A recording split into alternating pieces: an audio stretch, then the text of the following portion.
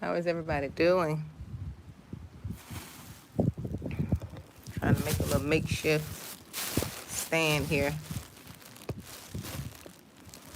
A little bootleg stand that I'm trying to make. How is everyone doing today? Oh, hold on. Sorry about the noise.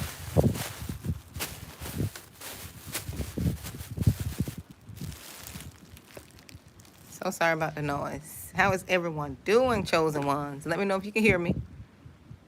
When you come in, let me know if you can hear me. And listen, I got these shades on today. I need them today. I need these shades, really. Sorry about the noise. If you hear a little rattling, I'm trying to make a little stand here.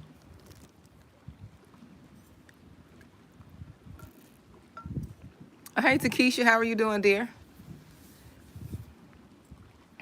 How are you doing? Pray all is well with you all. Hey, Jacqueline. I'm sitting here at the park. I just came from getting me a facial. I always get my little services done. So I just came from getting me a facial, and I can't take these glasses off. I got a little sty trying to grow my eye. Listen, that's why I said I was going to stop wearing makeup, and I don't know if it's this eyeliner that I started using. We don't, that is causing them, but I noticed that I've been getting them. So I'm going to have to, pull back on some of the eyeliner or get rid of the one that I started using, because this never happened before. But it's a little sty that got my, has my eye a little swollen. So I'm going to just pull it back for a minute. It's not that swollen, but I need to be mindful. I need to pay attention to what I'm using on myself. But listen, chosen ones, I just had to come and talk to you. It feels so good out here. So good. You never had a facial, Jacqueline? I get the microdermabrasion. It was nice. The young lady I go to, it was real nice. She has a whole experience. I've traveled far too to use her services. I travel because her services are just top tier. Let's just say that. I like a good service, and I don't mind paying the money for something that I really enjoy. It's the experience that she creates for the entire process. So I really like her services. Yep. I enjoy things like that. I spend money on getting a service to anything. I will get a service before I buy a nice outfit or something, Hi, Matthew. Thank you so much. I'm trying. But yeah, I like being serviced. I like, I like facials and massages and pedicures. I like the full body services. I do. I enjoy that type of stuff. I would spend my money on that before anything, else. But chosen ones, we're almost 4 minutes in. I just want to come talk to you all about this and other things. I go to talking about one thing and I lead on over and go into something else. But I'm here at the park. It's beautiful out here. I love the outdoors. I just love the outdoors. I wish I could just get me one of those little hammocks and just go to sleep. Just go to sleep here.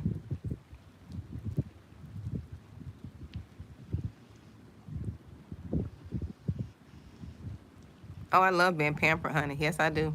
I like it, especially a good experience. I would pay some good money to experience good pampering.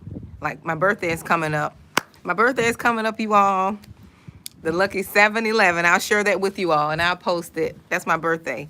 So I do plan on doing, a few things, for my birthday up until, up to my birthday. I have a few things I want to do. I want to do so much because I like experiences. I'm very spontaneous. I'm very spontaneous, and I like doing things that are, that are very, that are fun. I'm a fun person. I like doing fun things. I like trying new things. So I want to do something that I've never done for my birthday. That's the plan, to do something that I've never experienced. I've always talked about doing one thing, but I'm going to see if that's something I need to be doing, right? So I love experiences. Just so you all, just to get to know me a little bit. I love experiences. I love fun. I love fun things. I'm a fun person, and I love just getting out. Yes, look at my background. Beautiful, right? That's a beautiful background. Can't tell you my whereabouts. I don't like to tell people my whereabouts, because you got a lot of cuckoos online, but it's very beautiful. Yeah, I don't like to be too. I like to be private. I don't like to be too open, because people just cuckoo online. We'll say that. We'll say people cuckoo.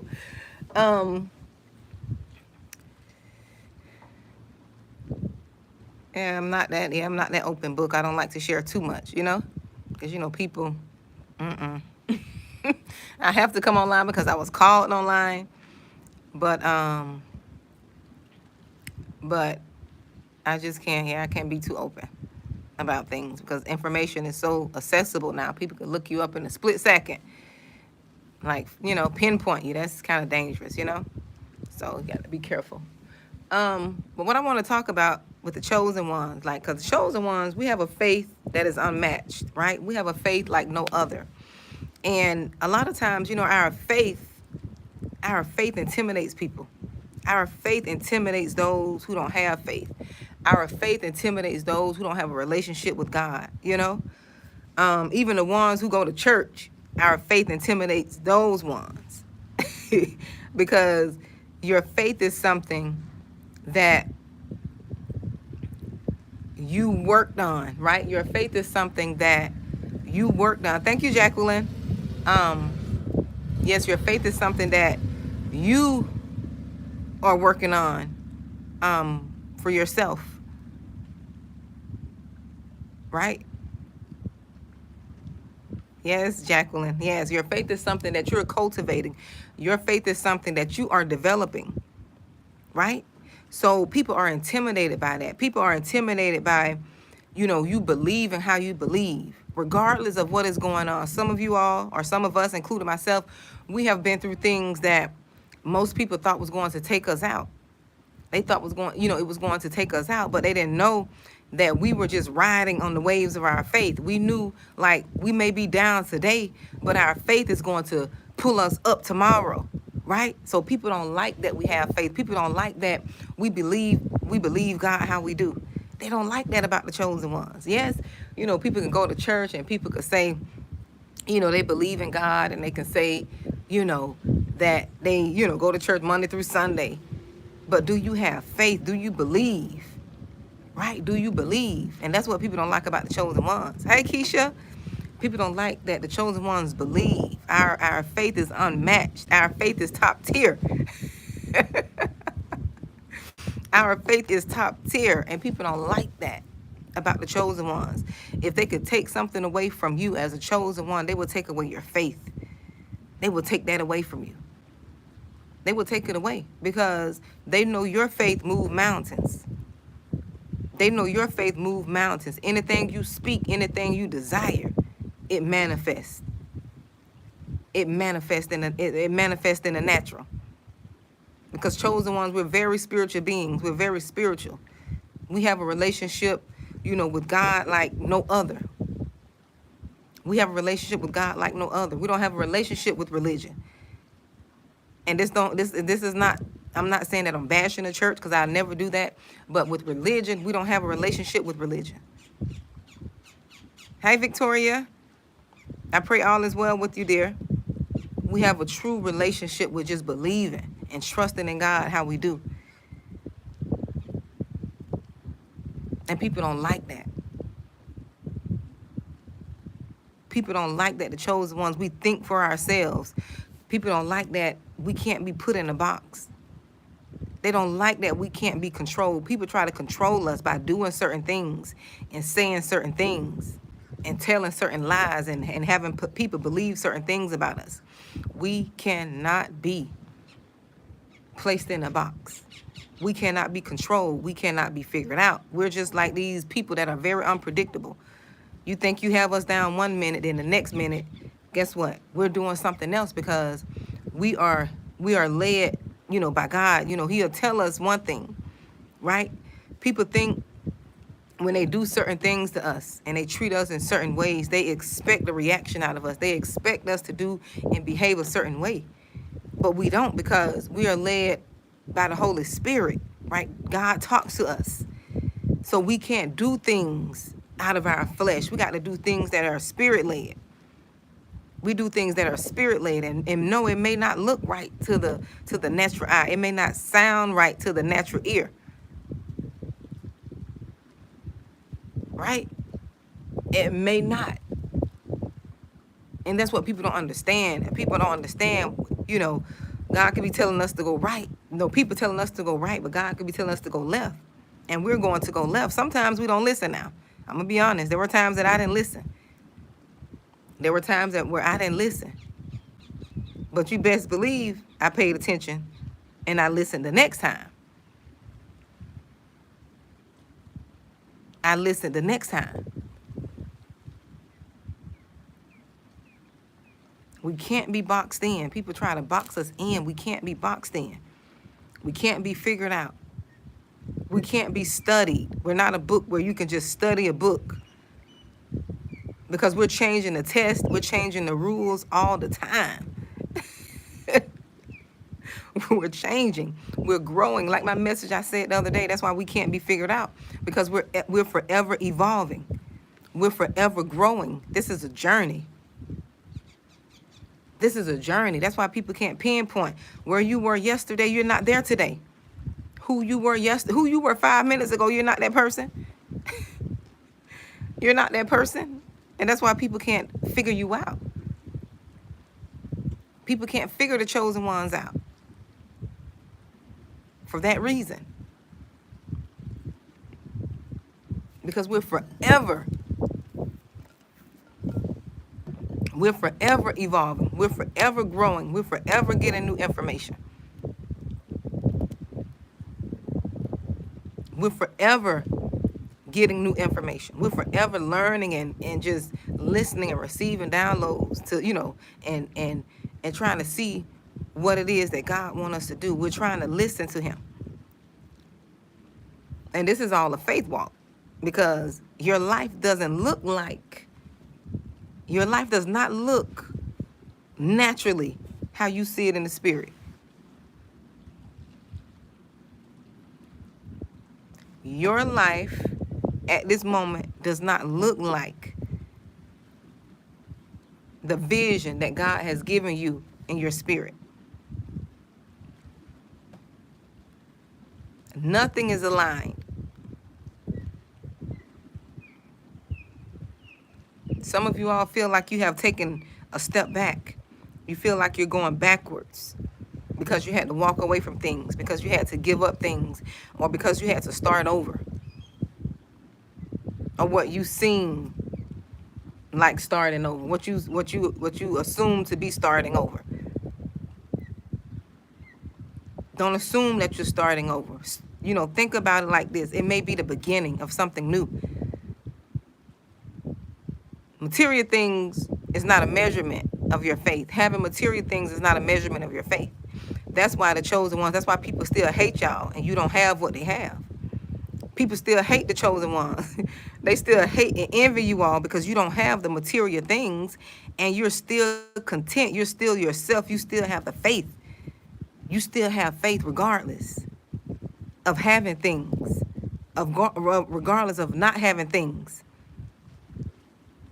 Some people hate y'all guts, and you think they would be happy because they have more than you. They're doing more than you. They further along than you, per se, materially. But see, you got what they want. You got that spiritual peace. You have contentment. You have top tier faith. You have confidence. You have courage. And that can't be bought. Courage can't be bought. You can buy everything else. You can buy lashes. You can buy weave. You can buy you can buy some lips. You can buy a body now. But what you have, it can't be bought. And that's what people want. People are searching for these things. You have resilience. You have faith, courage, tenacity, agility. You're flexible. And these are the things that can be bought. You're adaptable. If y'all don't know what those words are, look some of them up. Not saying you don't know, but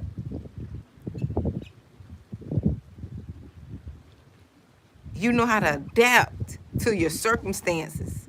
You don't let your circumstances take you and make you feel less than. Like most people do, like the average person do. The average person thinks and they make losing things or giving up things, those things make them.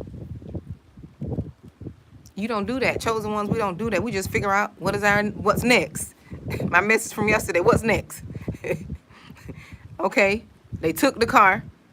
So what's the best bus route? What's next? Okay, I lost the job. Okay, what can I do to make money, to get me what I need to get, to keep a roof over my head? What do I need to cook? I need to shake some of these pots up. Chosen ones are not prideful. We don't sit and wallow in pride if we're going through a hard time, or if we lost a job. We think about what we can do next. What is going to get us the money we need to keep a roof over our head? If I got to sell my clothes, I'm finna sell these clothes. If I got to bake some cookies, I'm getting ready to bake cookies. If I got to let my social media know, right? If I got to let them know I'm selling food this month or this week, we don't. There's no shame in our game. There's no shame in our game if we have to do that. People can't humble us. Sometimes people have a sense that they're trying to humble the chosen ones. The chosen ones were born into humility. We were born humble. We were born humble. We don't been through too much. We don't been too many hardships. Look, we don't been through too many hardships to sit and even think we're better than someone else. We don't even think like that. We don't even fix our minds in that fashion. We don't even have those thoughts because we know we don't been through stuff. And see, people because we're confident and we're courageous, people think that's not being humble. They think that's pride. No, you got to go look up what pride is. You got to look up what humility is. Having courage is not being prideful. Being confident is not being prideful. Confidence is knowing who you are. You're not being arrogant. Arrogance is thinking you're better than everybody. That's arrogance. Thinking you're better than someone else. No, confidence is knowing that you don't think you're better than anyone else, but you just know for sure. You're confident in who you are. You can do that thing. You can do whatever you put your mind to do. Whatever it is you put your mind to do, you know you can do it. That's being confident, being courageous, being brave. So people try to twist it and make the chosen ones feel like we think we're better than everybody. No, listen, we don't been humble. When I tell you we've been humble, because most of the chosen ones came from the bottom. They came from the bottom. Yes, Takesha, just believing in yourself. Believing regardless of what's going on the outside of me. I know myself, and I know we can do the next thing that I set my mind to do. And people don't like that. People want to strip that away from you, chosen ones. That's why they attack your character.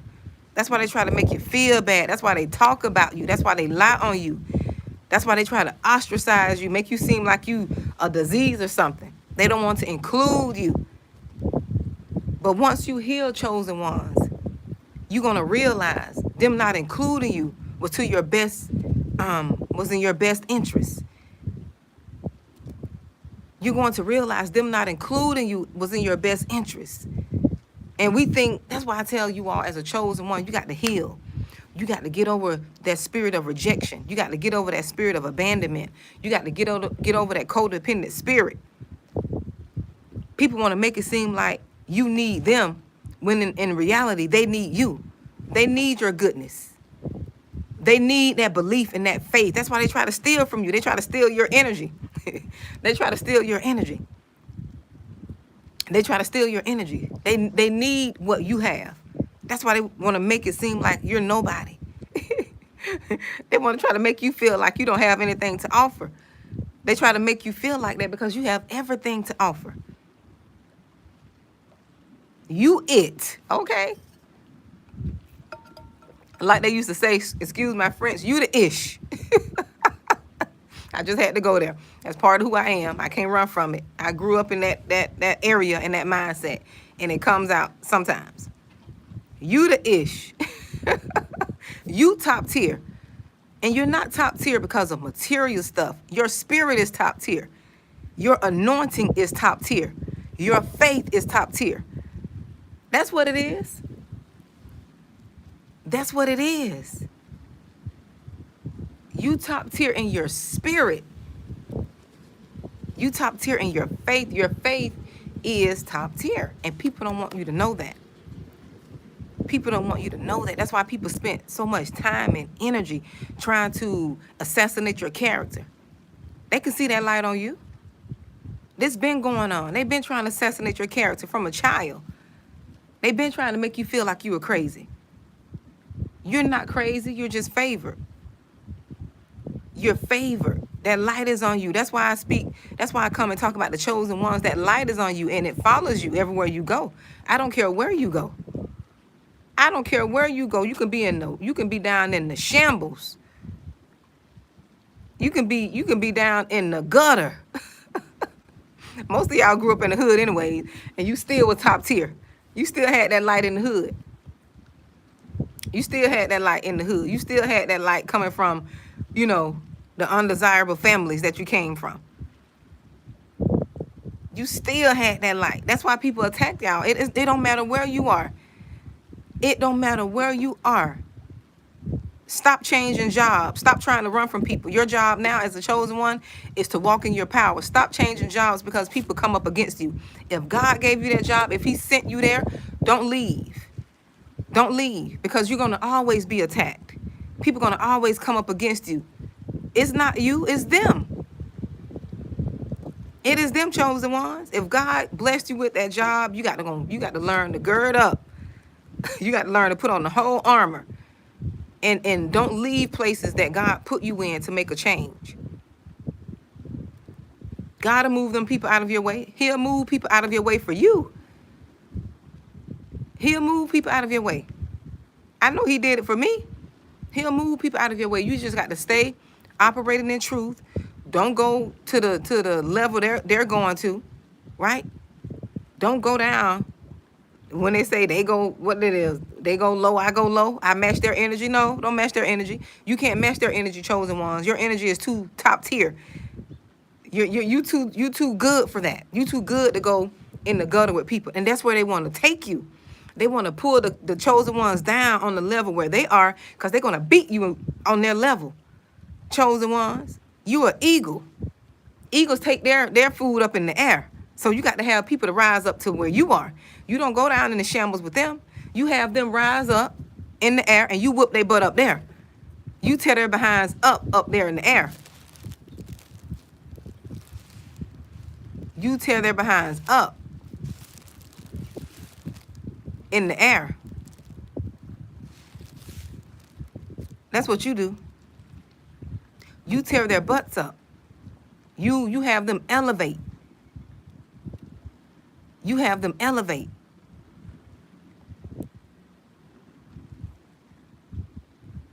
Don't fall down in the gutter with them. You have them elevate. You have them to rise. You have them to rise. You don't do what they want you to do. You don't do what they want you to do. Make them do what you want them to do. Because the enemy will beat you every time on their territory. The devil will beat you every time. If you get down low with them, he gonna mop some of y'all. But they say mollywop. But that's the word they say. He gonna mollywop some of y'all. Because you're down in his territory. You got down on that low level. You down there in the mud with him. You're in the gutter. No, you bring them to the air. That's why it's good to sometimes ignore people. That's why you have to know who you are. Because when people go to talking and saying stuff that is not true, trying to assassinate your character, you can ignore them. You can let them fight with themselves. Force them to fight with themselves. Yes, Takesha, they will whip your church clothes off. Exactly. Have you running back to mama? You running back like on Friday, mama. What the guy who got beat up? What his name? Who Debo beat the guy up, blacked his eye? I'm going to tell my mama. You can't go down there with them. You got to rise. And see, that's what the enemy wants. The enemy wants to keep you so emotional, so broken, right? He wanna keep you so in your emotions. Because if he can keep you in your emotions, he can say anything to rattle you.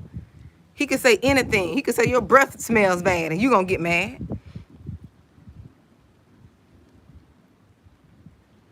He going to say anything and you're going to go over there with him on the low level. No, you got to rise to the occasion. You got to walk away. Sometimes you got to ignore people. If I didn't learn anything in 2020, when I went through the worst betrayal ever, God taught me, vengeance is not mine. He taught me, don't try to go and prove. Don't go and try to prove the people that I'm innocent. He said sometimes you got to ignore people. He said ignore people and just watch the behaviors of people. Because he take y'all through this betrayal and he take you. See, this is what God will do. Let me tell you what God will do. And we don't want to believe it, but he'll do this to us. He will take you through a place of betrayal so he can show you the people in your camp who you think are your allies and they're your enemies. He'll strip you of everything. He'll strip you of everything, your car, your house, your job, your money. Sometimes he'll strip you and bring you so low, you think you're being attacked. But God is just showing you who your allies are. He's showing you who will be there for you when you don't have nothing. Because most people are around you all because you got what you have. Most people are around you because you can do for them. Most people are around them because what you can do and how you make them look. You look good to them. You make them look good. But when he strip you away from everything, he's going to show you who's in your corner. He's going to show you who's going to bring you some soup. He's going to show you who's going to pay your bills. He's showing you who's going to be there for you without talking about you, without going blasting you on Facebook. Oh, she thought she was all that. Now she need me and all that. He's going to show you who these people are. He's going to remove them, and then he's going to build you up so quick. You're going to be down today. You're going to be up tomorrow. You done lost everything today. Tomorrow, you're going to have it all back. But God got to show you who your enemies are. We don't want to believe that. We don't want to believe that. He's going to show you who your enemies are. Because he want to show you who's there. He's showing you the people who are there for you and not for what you have, who you are, how you make them look. He's going to take you down, and then he's going to rise you up. And then the people who left you when you were down, they won't be able to spin the block on you. The people who believe the lies, they won't be able to spin the block because you're going to see God going to bring back to your remembrance. That's why it's not good to, people want to use this religious tactics and want to make us seem like we're God. We're not God. We're not God. God gave you a memory for a reason. He said he will forgive and forget as far as the east is from the west. That's not for you to do. You forgive them, but you got to remember what people have done so you know not to fall back into the traps that they have set for you or how they treated you. How are you going to remember? We got to ask ourselves this stuff now. We can't be too religious till we're not making sense at all. How are you going to remember that this person mistreated you, that this person, left you when you needed them the most, that they spoke ill of you? Yes, you forgive them. But you got to remember what they did so you won't fall into that trap again. Do you have someone? You have someone, like I say, chosen ones, we're never lonely. And you got to believe that. As if you're a chosen one, you understand that you're never lonely. You may be alone, but you're never lonely. And being alone and being isolated is one of the best places to be. Exactly, Jacqueline. That's what he showed me. He told me, showed me in 2020, trust no one. Trust no man. And it's not saying that, you know, I don't trust people per se. No, he taught me don't put my hope in people. That's what he said. My hope should be in him. So when people fail me, I'm not mad at them because they're human. Yes, he told me to put my hope in no one but him. Because people will fail you every time. They will fail you because the enemy gets in people. The devil use people. He get into people. He get in the ones closest to you. And have them acting all kind of foolish. Never lonely. Yes, we're never lonely. I like spending time alone. I'm out here now at the park. I'm out here now alone. I like spending time by myself because there was a time where I didn't spend time by myself. I always had to have someone with me. I always had to have the kids there. I always had to have my husband or someone always had to be with me. But no, in this season, God is putting me by myself because he's doing the work in me. He's doing the work in me. He's teaching me to be okay with being alone. He's teaching me more about myself than I knew. He's teaching me about me. He's teaching me about Monique. He's teaching me how to love and care for Monique. He's teaching me how to set boundaries. He's teaching me how to be okay with saying no. He's teaching me how to be okay with not being present and, available to people all the time. You don't have to always be available because sometimes we be available to so many people until it calls us to be hurt. We don't take care of ourselves how we should. So he's teaching me that. He's teaching me it's okay to be there for me now. And that's not selfish and not feel guilty because sometimes chosen one, we feel guilty. Yes, we do. I know I used to feel guilty for spending time alone, taking care of myself, making sure my mental health is intact. Getting the word in me, building up my faith. We feel guilty. We feel like we're being selfish for some reason. Because we're not selfish people, because we're servants. We're servants at heart. So anytime we do anything for ourselves, we feel like we're being selfish. And we got to change that programming. That's a program we have to renew our mind and change that. Because we're servants at heart. There's no way we can unserve. And people saw that on us and they took advantage of that. They play on our emotions because they see that we're givers. They see that we're servants. They see that we'll give our last. They see that I take off this shirt to give it to someone. They see that I give, literally. They see the chosen ones and literally give the clothes off their back and they'll wrap themselves in a towel to go home, butt booty naked, because they don't gave somebody else their clothes. They see that on the chosen and they want to use it to their advantage. But in this season, he's isolating the chosen ones so he can strengthen you and get you to see your power. You have a power that's top tier. You don't know it. Other people see it, but you don't see it. They use you for that power. They use you for your energy. They use you for your prayers. They use you for your motivation. They use you for your money, your time, your body, your faith. They use all of your goodness for them, to excel them. They use your healing energy, your healing power. They use that to get to where they need to be, to elevate themselves, to get where they need to be. And then some of these people be so dumb and stupid.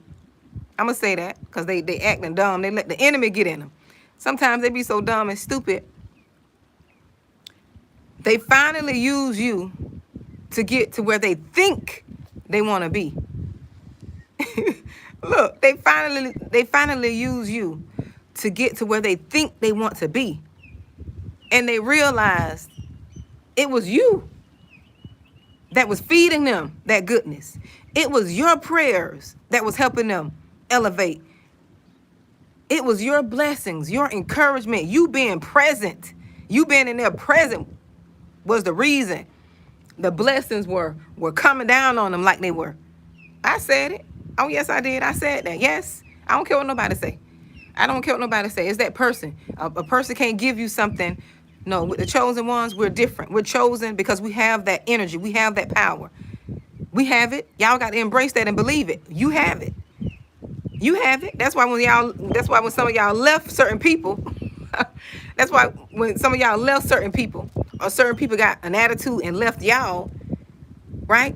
They got mad and called themselves leaving you all, or they called themselves getting what they needed, or they called themselves not needing you anymore, right? That's why they gave y'all they behind the kiss. When people seem like they get in the way, or when they seem like they don't need you anymore, they do you the worst. They dog you out the worst. They talk about you the worst. They make you seem like the villain. They go spraying rumors on you the most. They do you the worst. Because, see, they think they don't need you. But then 2 years, 3 years, 4 years, 5 years pass by, and they realize you were the fuel to their matrix. You were the one fueling them. You were the one praying for them. You were the one trying to help them. You saw the potential. You were the one trying to help them. Yes, I said it. And I said it with confidence, not with arrogance. I said it with boldness. Because God did put certain people on this earth to fuel and to give back, to keep this planet sound, to keep this planet balanced. We can't all be chaotic on this earth. We can't all be a mental nutcase. Some of you went there, but God brought you out of it. God delivered you.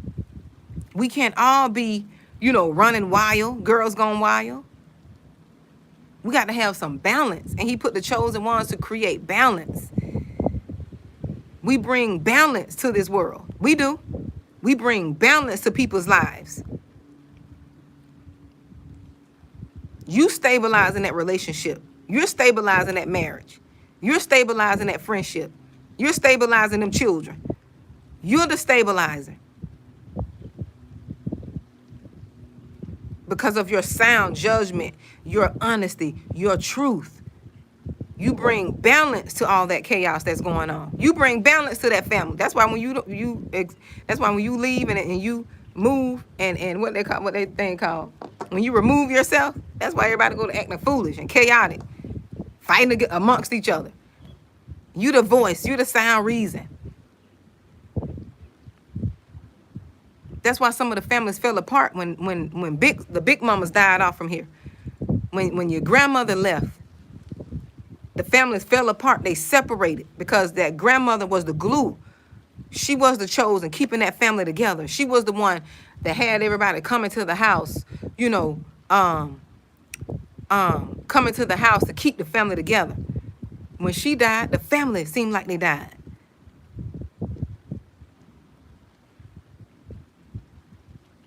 That's why. But it's some more big mamas in the family.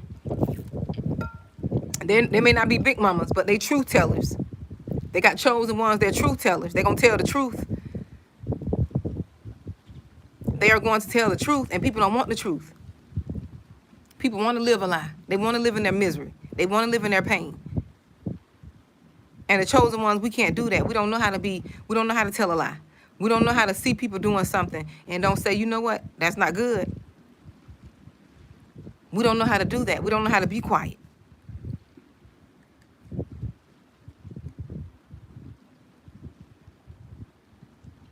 Oh, yeah, they probably was, Jacqueline. Smelling all that goodness. They probably was. Yes, they probably was. Yes, they probably was. And that's why you as a chosen one, that's why God is isolating some of you all, because y'all got to finally learn. You got to finally learn to be okay with being alone, not lonely, alone. So you can get the confidence, you can get the strength, you can build up your faith. Because when God tells you to open your mouth and bring correction, you're going to have to bring correction without feeling like people going, ostracize you. He got you alone for a reason, because when he tells you to open your mouth and say something, call something out, you got to be willing to open your mouth regardless of who you're going to lose. That's what be wrong with the chosen ones. Our strength is our weakness as well. Our strength is also our weakness. And God is trying to teach you how to cultivate that. God is trying to teach you how to cultivate that.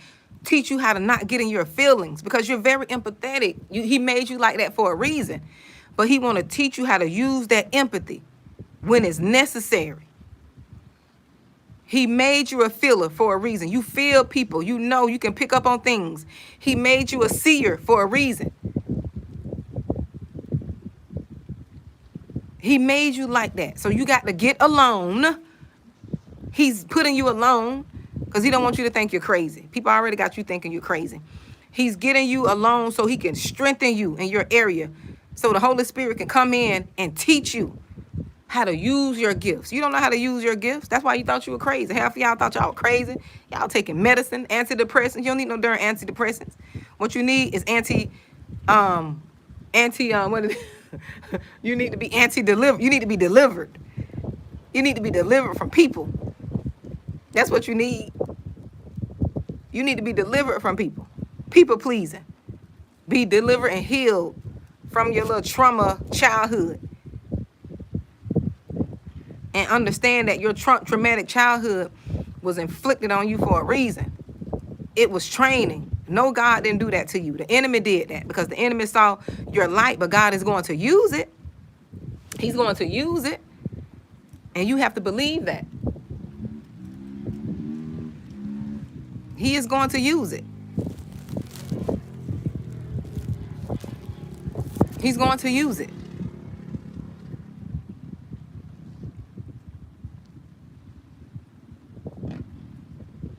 And you have to believe that. That's what he want to do. He want to show you you're not crazy. He want to show you that the gifts that he's giving you is for his glory, for you to do your fulfill your purpose on the land.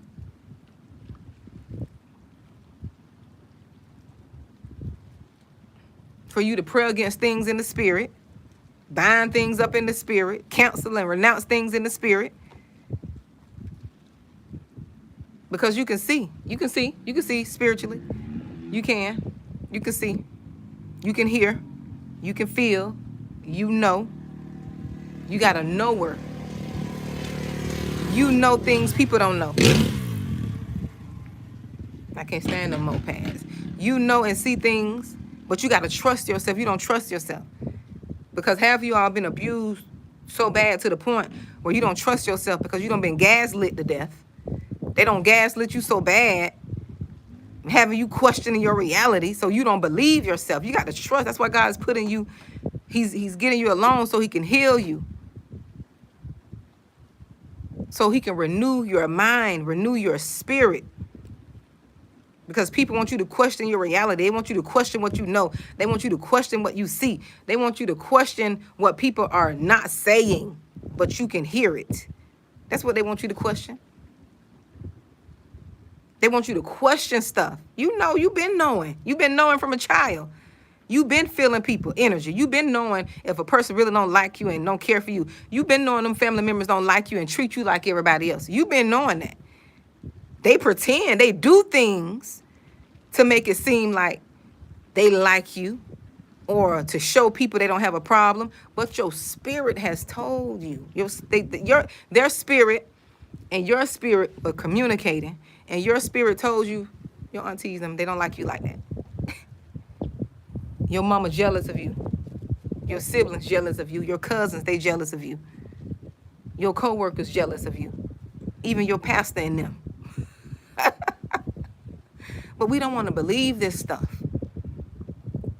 I had a message I was going to do separately, but I'm going to ease this on in here because it fits. It fits with what I'm talking about. You cannot trust people titles. In this season, don't trust people titles. Don't trust because they mama, daddy, pastor. You gotta trust people's spirits, wife, husband. Unfortunately, you gotta test people's spirits. You gotta test people's spirit. Don't go by titles. I don't care if they are the judge. You pray, ask God to give that judge favor because you can't trust people's titles. You got to test people's spirits in this hour, chosen ones. You got to trust yourself. You know what you feel. No, I'm not saying going around here walking and being all spooked out, not living. Not living. I'm not saying that. I'm not saying be so much in your head that you can't enjoy life. Because one thing I'm going to do is I'm going to enjoy life. But I'm going to be tapped into that spirit.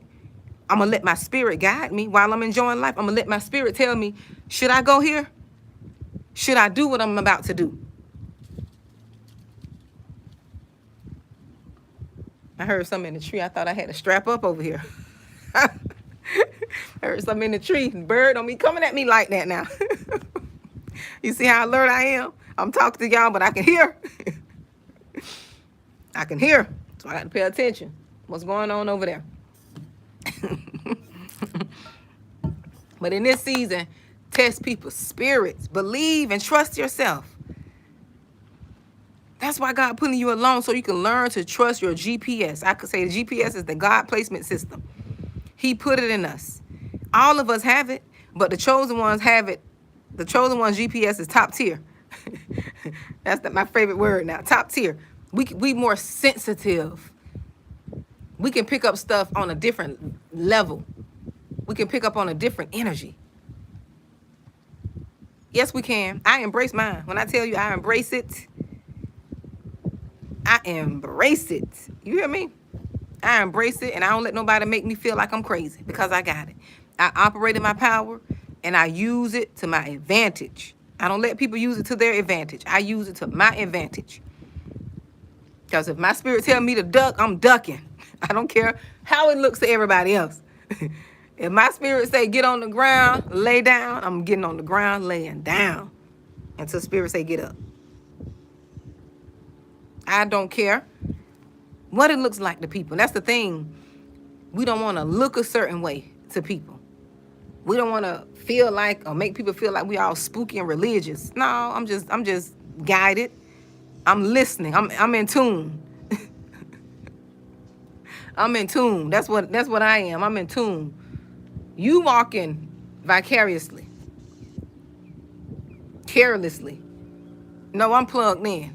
If I'm not plugged in, I'm trying to get plugged in. I'm plugged in. If my spirit say don't go to certain places, I'm not going. I don't care what it is. I've learned to listen now. Before, I would go to certain places just because I felt obligation. I felt like I had to be there. Now, I don't do that. I don't care what a person think. I don't care what they say. I'm not going to go.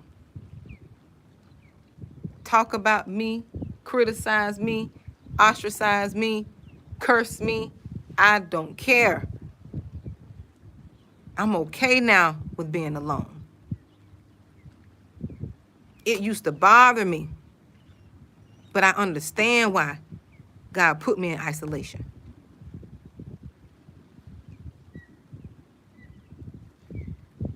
I understand now. Before I didn't understand. Like, what's wrong with me? Why they don't like me? You know, you questioning yourself. And you know you haven't did nothing to nobody. Only thing you did was show up. Only thing you did was tell the truth. Only thing you did was be you.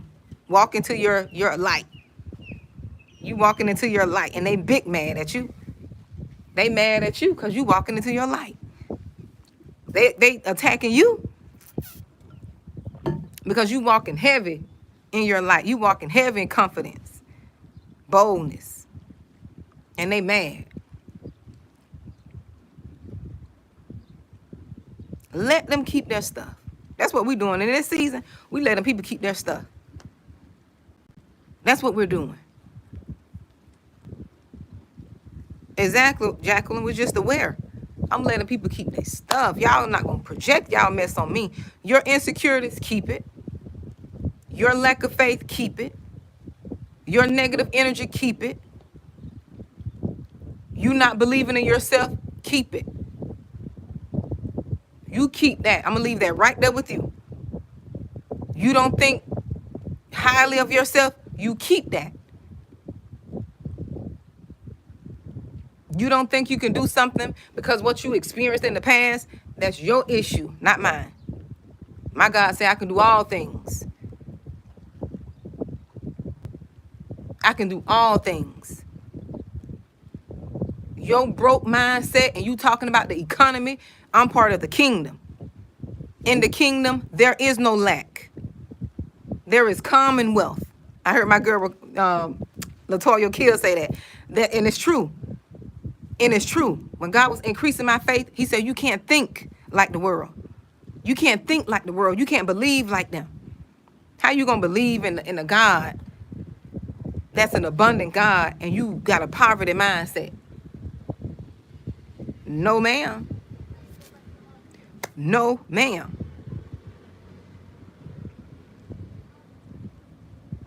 If I don't have the money, how can I get the money? What's in me? What idea God gave me? What gift in me? What can I create?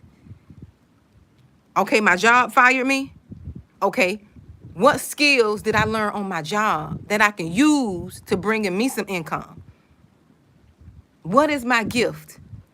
What did I give this job for 30 and 40 years that they didn't value because they don't got rid of me? What did I give this job for 30 years? How could I use that for my benefit? How can I renew my mind to where I don't think that I need a job to eat, but God can use my gifts in me to create? This good. Y'all better, I'm going to pass the collection plate. I'm going to pass the collection plate around. I'm going to pass the virtual collection plate. Because y'all is not getting this wisdom nowhere else. For the free. For the free 99. Nowhere else. That's people helping you change your perspective. And helping you believe God how we should be believing God. Because he showed us we can't rely on our jobs. It's good to have a job. It's good. It's good to have a job. But he showed us in 2020 that we shouldn't put all our hope and our faith in what somebody else is doing for themselves. Somebody else creating a business, believing in themselves that got you employed. That got you employed. Now he's taking you and showing you how to use your gifts. You got a gift. That's why the job hired you. Doing the task, using all your intellectual property and strength and energy. You taking all your goodness. They're not paying you for your spiritual energy. Look, they just paying you for hourly. Now they got to pay you for your anointing, for you bringing goodness to that job.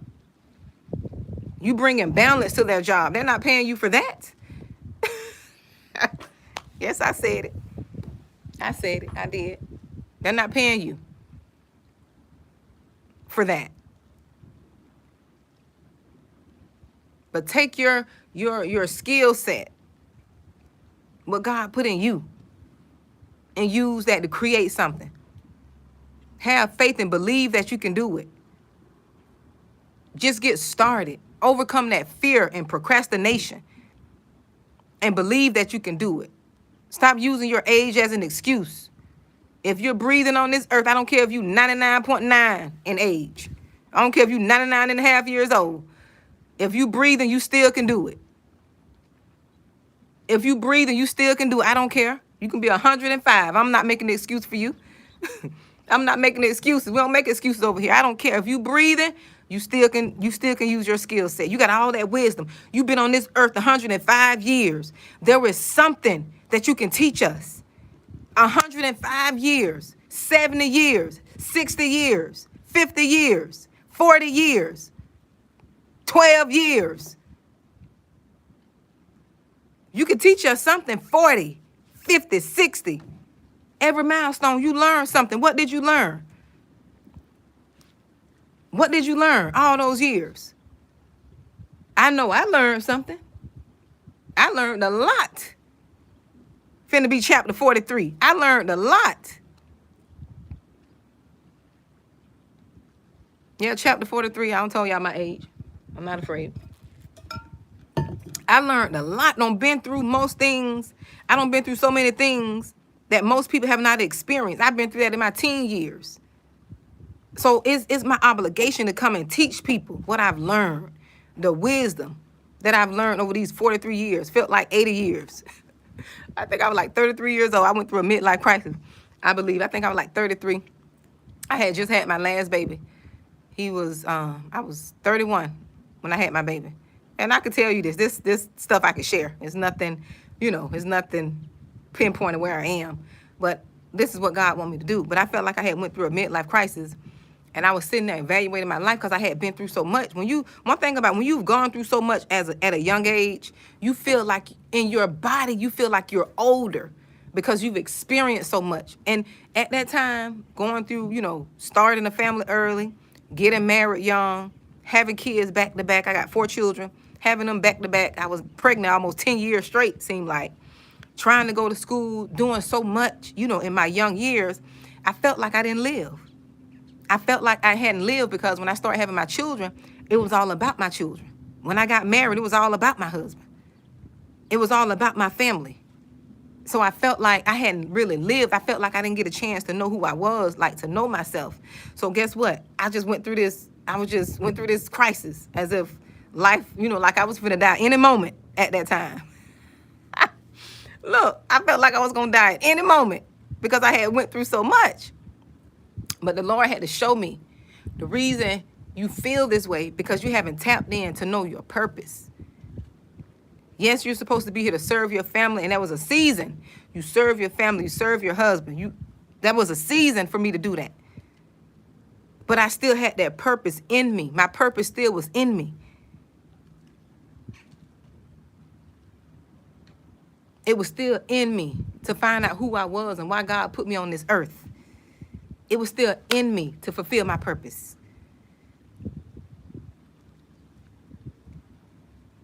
And I had to discover that. That's why I say it's a journey. And that's when God took me on this healing journey.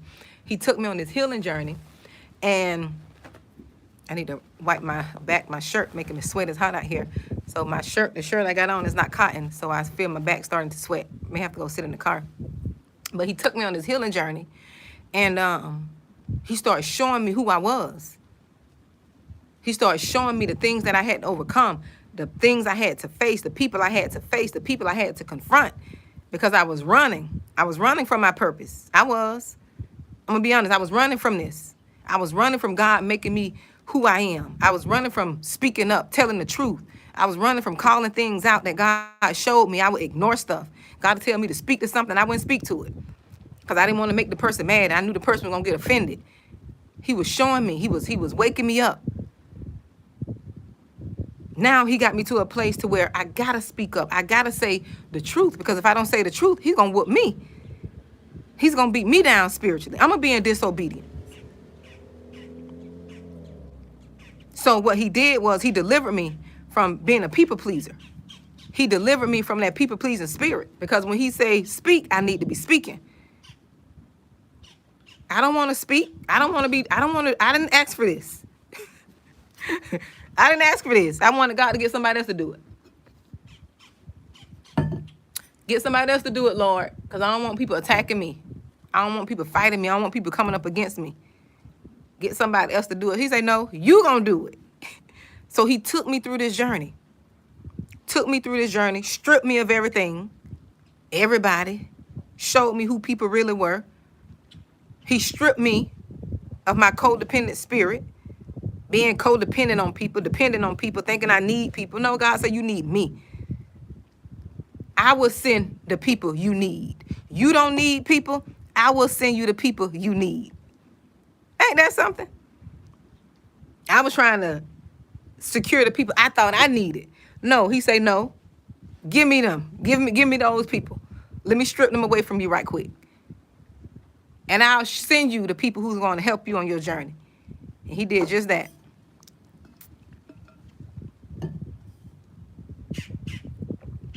He did just that. Yeah, we avoid confrontation because we know how people we know what people gonna do. We know, I don't care how we say it. We can say it in love. We can say it with a soft voice. We could say it, quietly. You shouldn't do that. What you're doing is wrong. This is what you're doing is going to lead to your demise. It's going to lead to you being stagnant. It's going to curse you. You can say it so soft and subtle. You can say it, you can say it over some food. You can say it over some good food. Baby, like my grandma used to say, because my grandma used to say baby. When she say baby, that correction finna come. And she never yelled or hollered at me. But when she start the sentence out with baby, I knew correction was coming. I knew a life lesson was coming. I knew something was coming because when she said baby, that correction was going to come. That truth was going to come. And either I'm going to receive it or I'm going to be offended by it. And I thank God I was a person that received wisdom. I was okay with receiving correction. I thank God that he made me like that. Because me receiving correction, people were able to tell me, listen, Monique, don't go down this road. If you go down this road, that you'll be able to go this way. This benefit will happen to you. But if you go this way, this is what's going to happen. So if I was too prideful and unreceptive, I wouldn't be heading down the direction I'm heading. I'd be looking for wisdom. I got a lot of mentors online. I listen to quite a few people online. I got a lot of spiritual mentors, virtual mentors. My latest mentor I've been listening to is Myron Golden. I've been listening to him almost every day because this guy is full of wisdom. And he rightfully divide the word. He rightfully teach the word. And what he's saying resonates with me. That's why you got to pray about people who God sent into your life. Because there was a time when I needed healing, I listened to Joyce Myers. Some people against her, call her a false prophet.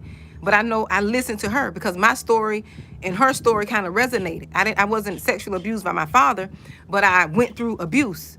So at a time, she helped me get through what I needed to get through. There was a time I listened to T.D. Jakes. He helped me at a certain point in my life. There was a time I listened to Dr. Miles Monroe. He helped me at a certain part of my life. There was a time that I listened to Earl Nightingale.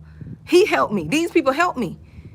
All my virtual mentors. And when I die from here, when I leave, people are going to be saying that about me. That's why God is telling us to get online. I believe social media is going to be the gateway to the return of Christ. He's going to use social media. I believe that. Because people could get a message. You can go viral in a second. You can go viral in a second. And that's a scary thing because people are coming on here telling us about the word of God, telling us who Jesus is. And if we deny him, we can't say no one told us. We can't say, we can't use the church, the pastors and preachers who are not doing what God told them to do, or who falling away, or who's not doing right, who's taking advantage of people. We can't use them as an excuse.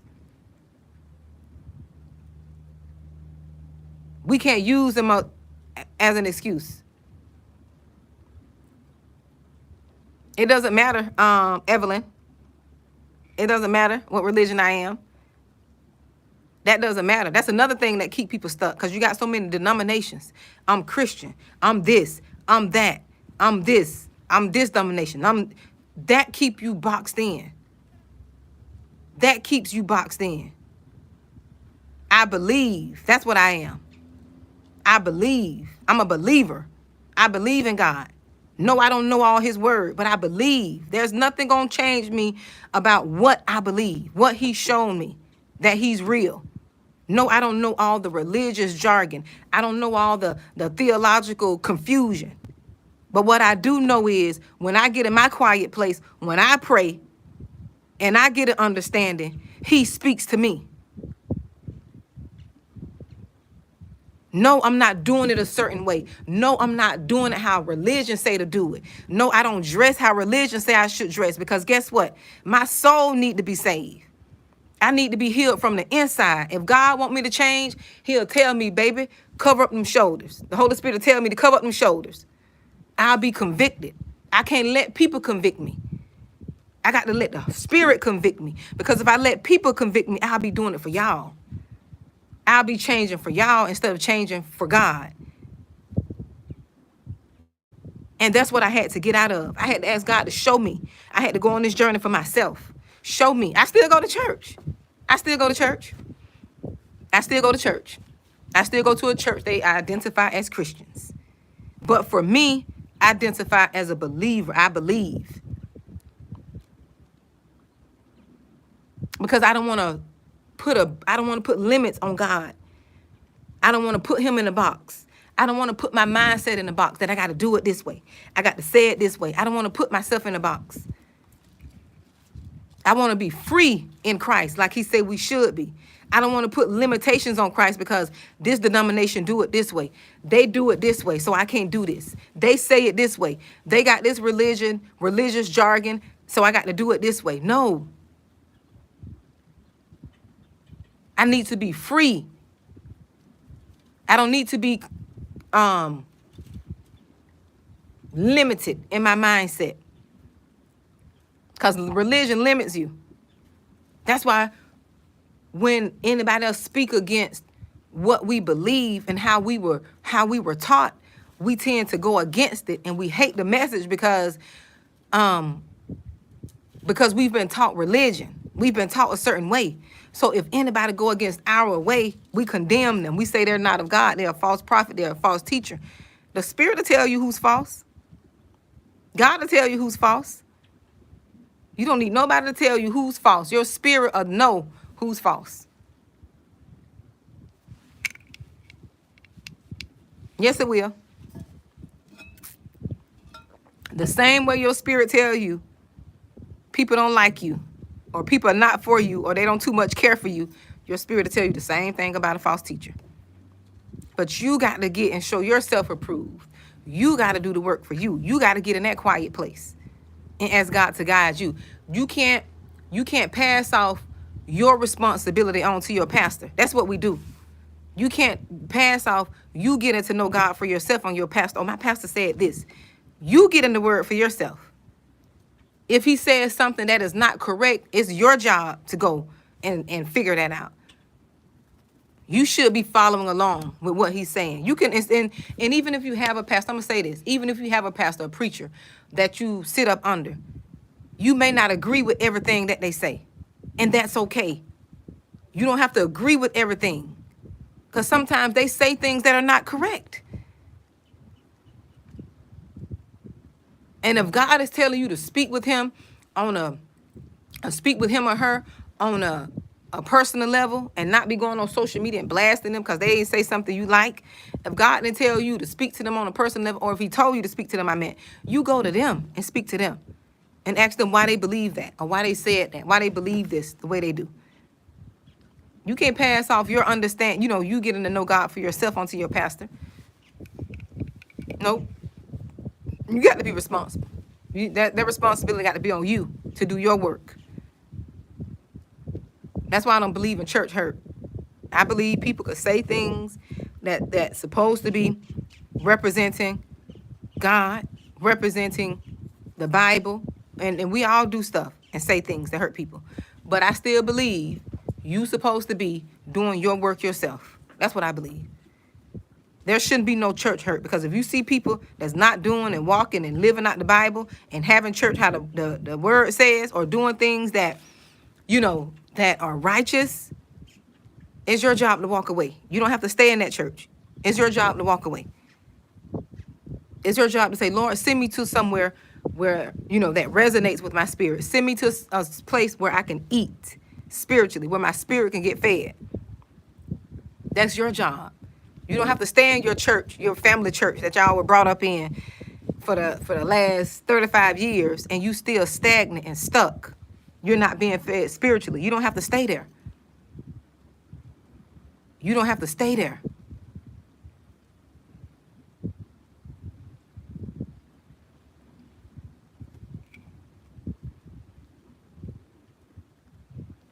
Blessed and highly favored. And I don't get into that blessed and highly favored. I don't get into all that. I don't even, get into all that. That's why you have to get to know. Once you have your relationship with God and you get an experience for yourself, all this white man religion, this God and this name and that name, that don't even matter no more to you. Whether his name Yahshua, Yahweh, Jesus, this, that's from the enemy. That's the spirit of confusion. I know one thing, when I call on the name of Jesus, when I call on the blood of Jesus, that name has delivered me from things. That name has brought me out of abusive relationships. That name has protected me. I don't care what nobody says. I know my experience. That name kept me from picking up a drug. That name delivered me from walking through crack houses. This is my testimony. That name delivered me where I didn't have to touch a drug after watching my parents smoke crack cocaine, after watching them buy crack cocaine. That name delivered me from losing my mind. I supposed to be going through, shooting up, taking pills, relying on drugs. But instead, the name of Jesus delivered me, keeping me in my right mind. So I don't know what y'all talking about. With the white man and black man, I know the spirit man. That's who I know. And no one can take that from me. No one can take my experience from me. I don't care. And that's the thing, the enemy bringing all these different confusions and believe this way and that way. No, you get the relationship for yourself. He will guide you. He'll show you what's right. He'll show you what's wrong. It is a journey. We don't have all the answers.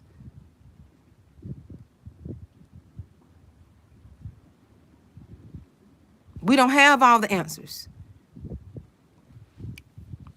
And it's okay to disagree. It's okay to call him whatever name you want to call him. But what's not okay is you condemning and coming against people because they don't believe and they didn't have the same experience as you.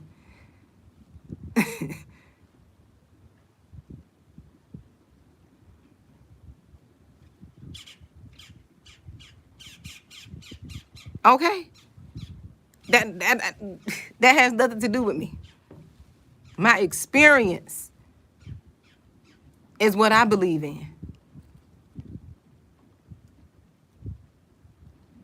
My deliverance is what I believe in.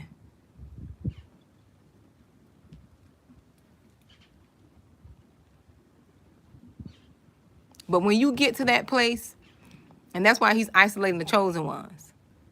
And I know chosen ones, there's a lot of people talk about their chosen ones. That's like the buzzword. Chosen ones is narcissists. That's like the two buzzwords on social media. That's like look, chosen ones, narcissists, kingdom spouses. Them like buzzwords on social media. But when you get that relationship, nothing else will matter. This is why you got to get a relationship with him. You have to get in the word for yourself.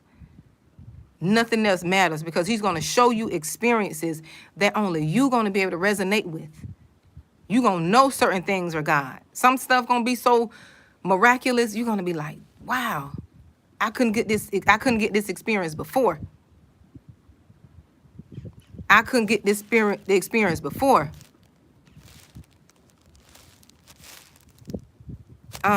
It's going to be like, I couldn't get this experience before. When you start doing the work for yourself, you go on the journey for yourself. You can't pick up grandma and them journey. They had to experience God in a different way themselves. God delivered them in their timing. He did things for them in their timing.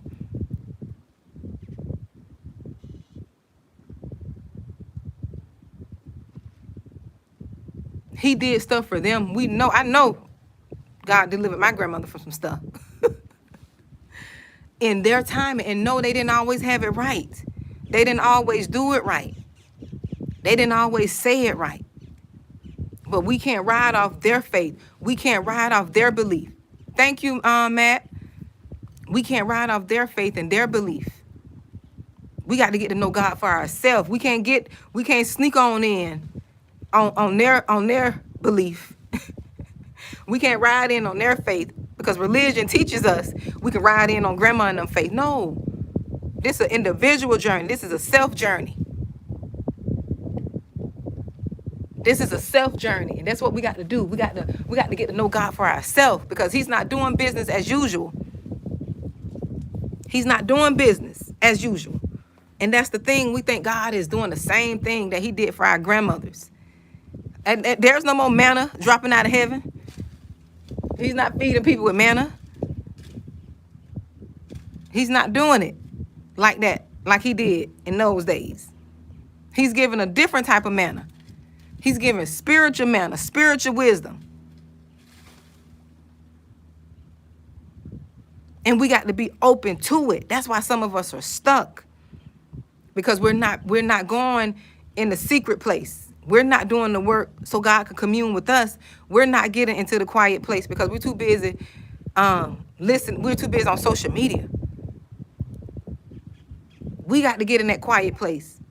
I can't give my kids my faith. I can't give them the relationship I have with God. They're going to have to get their own relationship. They have to get their own faith.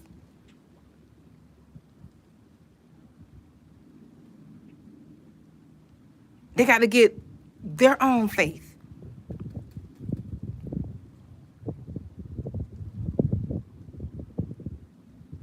And you got to let them experience life. One thing a person don't like to be done. Let me tell you something. One thing you can't do, and one thing you shouldn't do. This is why people are beginning to hate religion. This is one reason why they're beginning to hate religion. And they're making religion and relationship with God, they almost have that as interchangeable. It's almost like an interchangeable term. And it's not interchangeable. Because religion will try to force you to believe. Religion will try to force you, and it'll push it on you. But a relationship is different. It'll welcome you to believe. You're going to believe because of your relationship.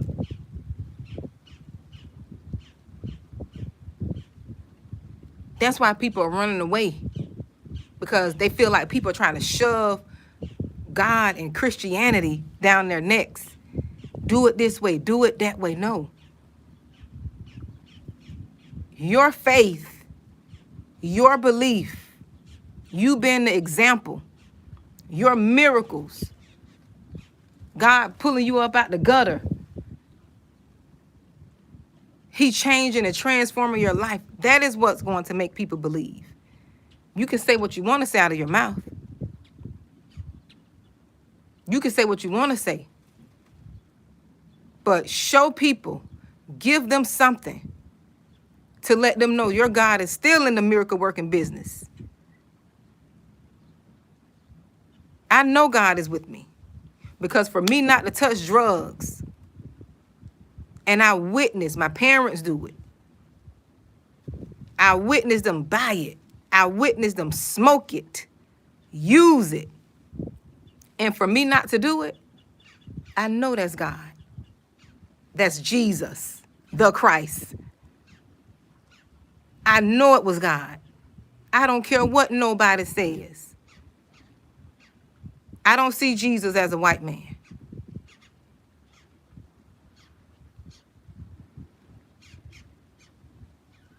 I know that's God.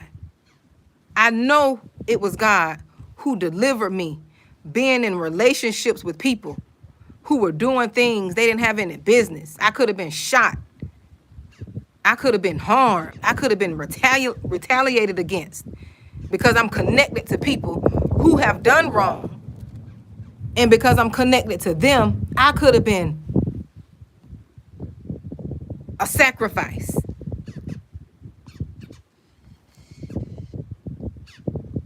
So you ain't gonna tell me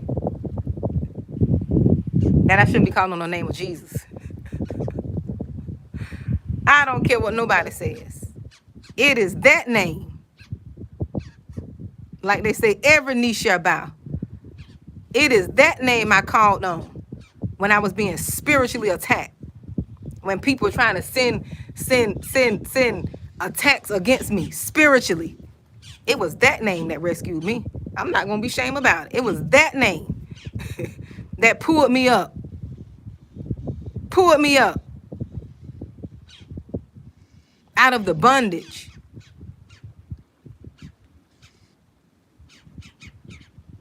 There was no Yahshua, no Yahweh, no Yah.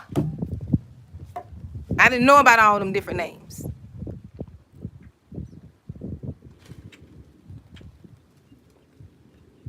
Ashimalaka, whatever the other name is.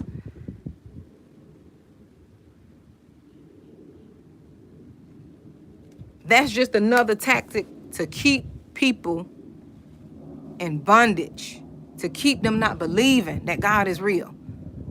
Because he's real. What else he got to do to let us know he's real? What else he got to do?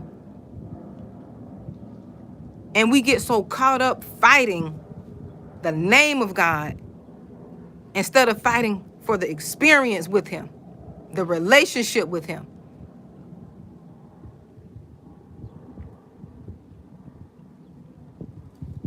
What his name? What is his name? He's a different name. In every nationality, he's a different name. Spanish people call him something else. Muslims call him something else. The Bushmen, they probably call him. He's going to be a different name to people. As long as he know who we're talking about. He know the name we're calling on. He know. I don't know no other language. I don't know no Hebrew tongue. I don't know no Greek language. I don't know. I just know English. So that's his name to me in English. If I knew another language, that's what I'd be calling him in Spanish, in German. What do y'all call him in y'all native tongue? The native tongue I know is English. I don't know my ancestors. I don't know their native tongues.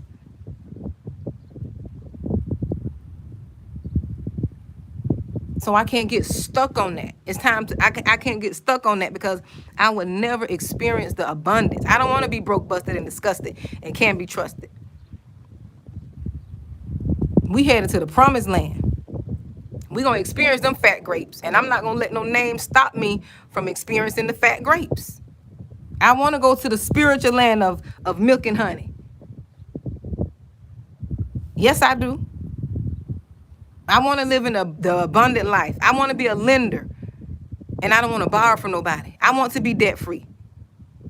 I want to be able to help people in need, who need help. I want to be the hand and feet.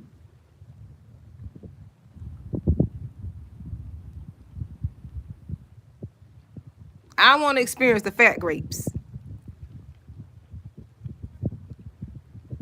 And it's enough for all of us to carry. That's the kingdom mindset. Kingdom mindset is there is no lack.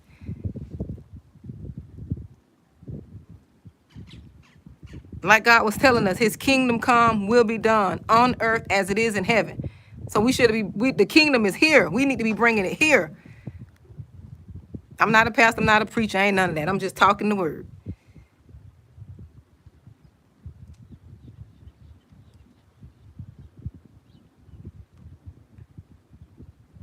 That's the experience from the promised land. I can't see who you are. Is that Evelyn? Just a story from the Bible. I use that as an analogy from the story from the Bible when God was sending them to spy out the land that was flowing with milk and honey. And they came back with the report saying that, the grapes over there, the clusters of grapes were so big that it took 2 people to carry one. So that's what I use that analogy as, the fat grapes. Promised land. So when I say fat grapes, that means we're headed to the promised land. I mean, we're doing the work we need to do to experience that promise.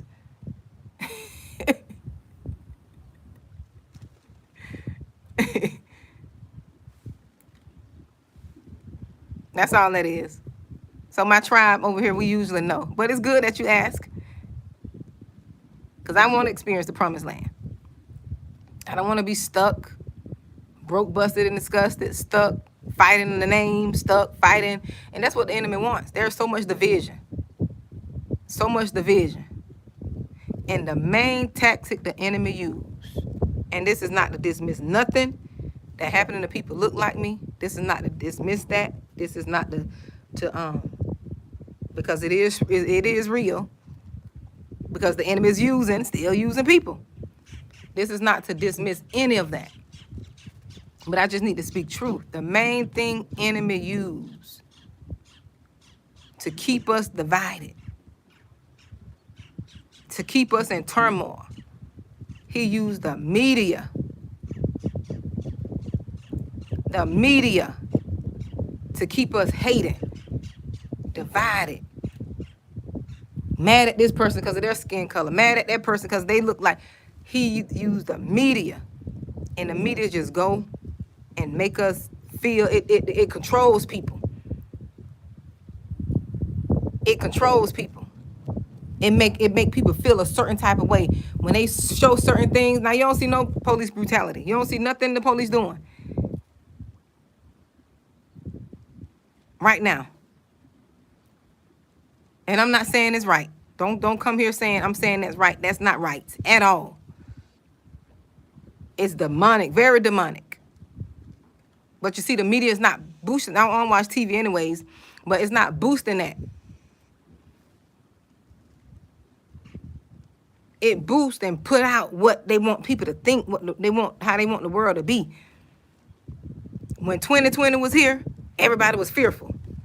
They showing people dying every day. Everybody, this person died, that person. They showing all this. They show no miracles. They didn't show that God was still in the miracle working business. They didn't show none of the miracles. They showed all the negative, death, this, that, the other, and had people feeling some type of way.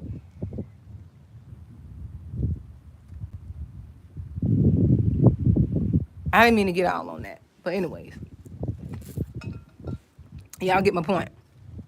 If you don't get my point, listen to this by the Spirit. Don't be listening to it naturally. Media is doing what it's due. It does what it does. Controls, project, tell a vision.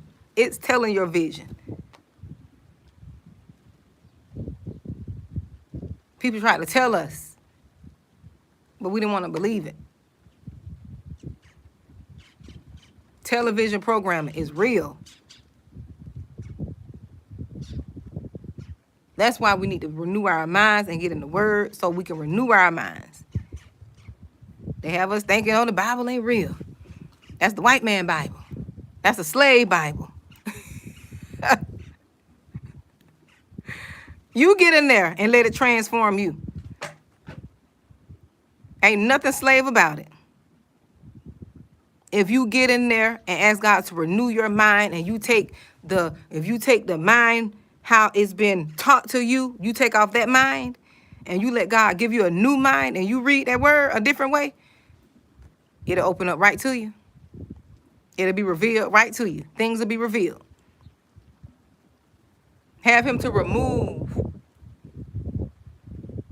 the abuse that was used. Because I'm not going to say it wasn't used to abuse people. Have God to take that teaching off of you and tell him to give you a spiritual lens, not a natural controlling lens. Because, you still got people use it to this day. And it's funny how we can say, look, I'm going to say this because somebody need to hear this. It's going to be for somebody. It's funny how they say this the white man religion, the white man Bible. But you still have people look like us trying to use the Bible against us.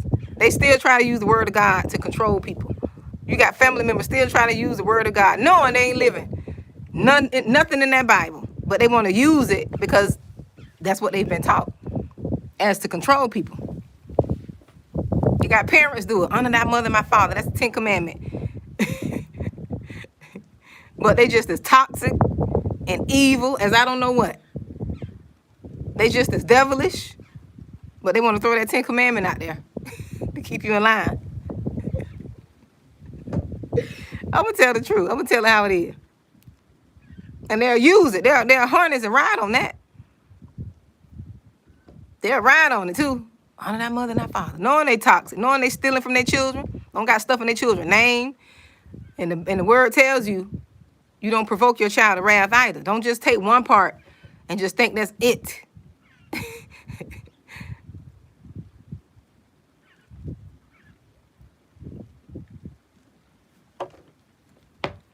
Exactly. Keisha. Exactly, Kiasha. Yeah. We want to use it when it's convenient. That's why I like Myron Golden. I like listening to him. That's why I like listening to him. Some people don't agree with him, but I like listening to him. Yeah, I like listening to him because he understands. He's not a religious person at all, but he understands the word. And he teach it how it's supposed to be taught.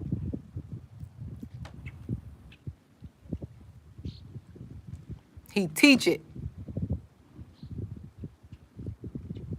not from a religious mind. He teach it from like the just a practical way that you can understand it. And he talk about money a lot. People think because he talk about money a lot, that he's a prosperity pastor or minister. No.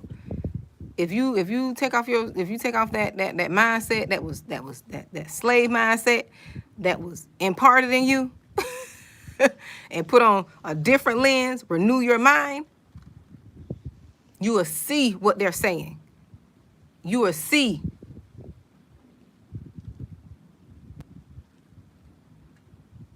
That is not about just money alone. It's about what you can do for others, how you can help others, how you can fulfill God's mission.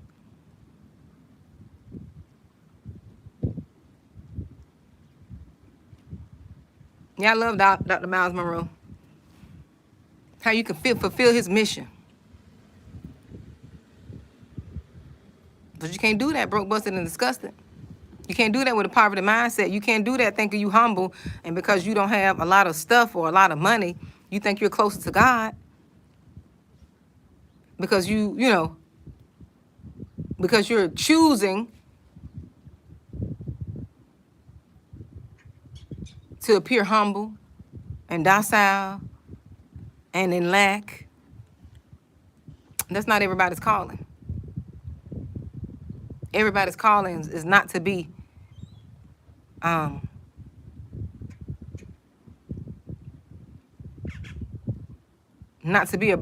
borrow money. Some of y'all are lenders. Not some, a lot of the chosen ones. We're supposed to be the lenders. We're supposed to be lending. We're supposed to be the one helping. You already have a servant's heart. So why not? Why he don't want, he want the chosen to be the servants. Because you got a servant's heart. You are going to do right when you get money God's way, when you get it right. When you get wealth God's way, he already know he can trust you with it. You already got the heart to serve. So don't let nobody punk y'all and think y'all supposed to be broke, busted, and disgusted. No, you already got a servant's heart. No. He just got to keep you alone to renew your mind. He got to renew your mind. We know plenty of people say what they would do if they won the lottery, what they'll do this, that, and the other. They won't do that. They won't do what they say. They won't do that because they don't have a servant's heart. They'll be just as they are. Like they say, money only magnifies who you are. Money's just going to magnify. If you're foolish, you're just going to be a foolish person with money. If you're a servant, you're going to be a servant with money.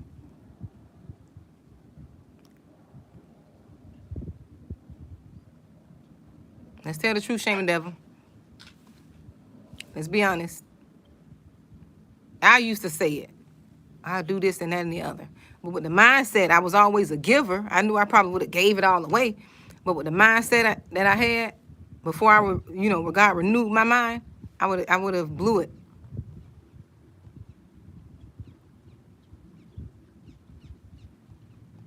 I would have blew it.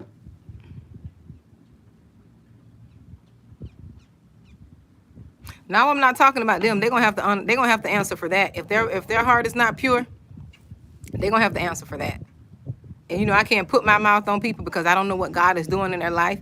I know probably what it probably looks like, and I'm not here to judge anyone. I know probably what it looks like to me, but I don't know what they're doing behind closed doors. I can't say. What I've learned in this season. I learned, and God put this in my spirit. He taught me I can't be putting my mouth on people. I can't be saying things about people I don't know anything about unless it's my own experience. Because sometimes what looks like a person is getting over on God, or look like a person who's using God or just using God to get money, that person may as well be just as blessed because he's obedient. I'm not against pastors and preachers having things. I'm not putting my mouth on people because I know for me, what God told me about myself and what I can do and can't do, I got to be careful what I say. I got to be careful what I speak of my own life.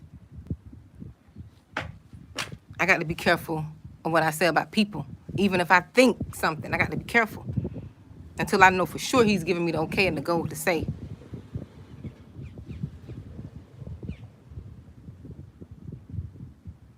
I can't put my mouth. No, I can't. No, because see, I don't want to bring no curse on me, because that may be, well, who we think is a person balling out of control or looking like they living in abundance and just overflowing. That may as well be a chosen one. And I'm sitting here speaking against them because I don't know what's going on, or because I know what it looks like, what it appears to be. Because people have a right. They have a right to be wealthy. I'm not one of those people that speak against people with wealth, speak against people who got money. I'm not one of those people. Because people have a right, and they deserve a right to be wealthy. They got the right to have abundance. They got a right to. I'm not going to hate them because they're wealthy. I'm not going to speak against them because they're wealthy. They got material things because they believe in and they trust and believe in the word, how we should be believing it. But because they got pastor, see, the thing what I've noticed, when a person carry pastor, preacher, evangelist, bishop, when they carry those titles, people think they're supposed to be humble, docile, broke, busted, and disgusted. But the same person who don't carry that title, they can still have the same wealth and people won't say anything. But because they're a pastor and they're living good, right? I'm only speaking from what God is telling me. Because they're a pastor and they're living good, people think they are robbing the church. Some of them pastors got their own businesses, their own properties, their own wealth. They're good stewards over what God has given them. When God bless them with their seeds, people sow into them, they're being good stewards over that. So I don't speak against people who live in lavish or luxury. Because most of those people are giving back. We don't see it because they're not flashing at all on TV. They're not telling people what they're doing, because God tells you don't tell people. You do your good deeds in secret. He will reward you openly. Have we ever thought about the giving that they've done? Now we see them lavish. That's probably a reward openly. All the stuff they don't gave in secret, because we don't know what they're doing in secret. God is just showing what they've done openly. That's how I see it. I don't see it that's just how I see it. That's my thinking. And we have to get out this mindset that people who got money or who live in luxury or live in nice, that they're evil, that they're robbing God. No, they're probably a reward. That's probably their reward. I'm not speaking on anybody. I'm not going to tell nobody what they should do with their money because I don't want nobody to tell me what I should do with mine and how they should spend it. One thing about people who are always saying how somebody should do something, they're not doing nothing. They're not doing nothing on their level. On the capacity in which they can do it, they're not doing anything. But they're going to sit and tell somebody how to spend their money, what they should do. And we didn't put a red cent in. They should give to the poor. They should do this. No, they shouldn't have to do that. I don't believe in that. They should do what they should want to do. They should do what is put on their heart to do. And let me tell y'all something. Let me bust most of y'all bubbles. I'm going to bust some of y'all bubbles who got this faulty thinking. Most of the people who got wealth like that, most of the people who are rich, most of the people who are wealthy, they are givers. They give. They may not love God, but it's built in the principle. You reap what you sow. They're giving to people. So they're going to always have money. Whether they believe in God or not, it's in his principle.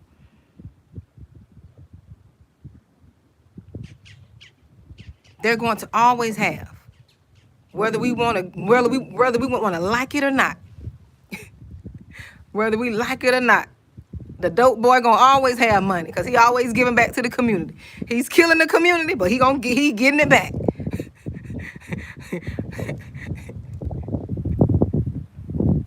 I'm sorry I used that analogy. But it seems that way because people have learned the principle. And we don't want to believe it because we want to believe stuff how we want to believe it. But it's in God's word. That's a principle. It's already there.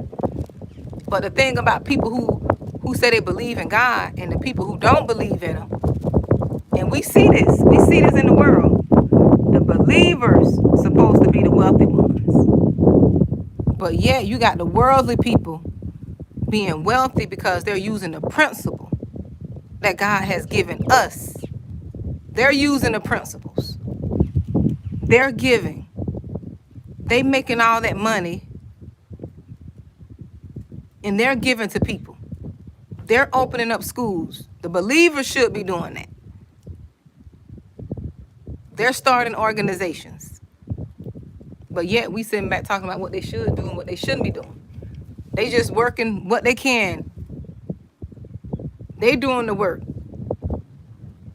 But instead of us, the ones who don't have a lot of money, instead of us, I ain't gonna say us, them, because I ain't gonna be in that us. I got a lot of money. Spiritually, I'm wealthy. Spiritually, I'm wealthy. I ain't gonna say, don't speak that on me. A lot of y'all, a lot of people. Look, a lot of people who feel like they need money to give back, they don't give back. You don't need a lot of money to give back. You don't need to be wealthy.